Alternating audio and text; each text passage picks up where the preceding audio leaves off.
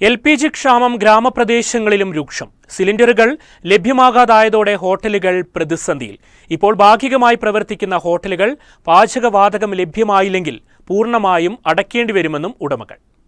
വാണിജ്യ പാചകവാതകം ലഭിക്കാത്തതിനെ തുടർന്ന് ഗ്രാമപ്രദേശങ്ങളിലെ ഹോട്ടലുകളും പ്രതിസന്ധിയിലായിരിക്കുകയാണ്. ചീരാലിൽ പ്രവർത്തിക്കുന്ന ഹോട്ടലുകൾ ഇപ്പോൾ പരിമിതമായ ഭക്ഷ്യവസ്തുക്കൾ മാത്രമാണ് വിൽപ്പന നടത്തുന്നത്. പാചകവാതകം ലഭിച്ചില്ലെങ്കിൽ ഹോട്ടലുകൾ പൂർണ്ണമായും അടച്ചിടേണ്ടി വരുമെന്നും ഉടമകൾ പറയുന്നു.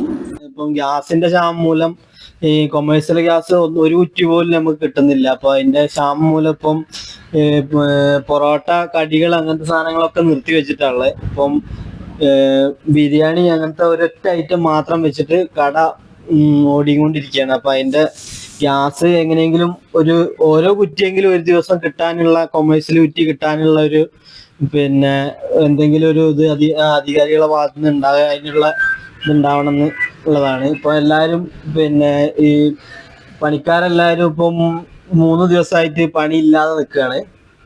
അപ്പം അതിന്റെ ഒരു പ്രശ്നത്തിലാണുള്ളത് മൊത്തത്തിൽ. ചില ഹോട്ടലുകൾ വിറകടുപ്പിലേക്ക് മാറാനുള്ള ശ്രമവും ആരംഭിച്ചിട്ടുണ്ട്.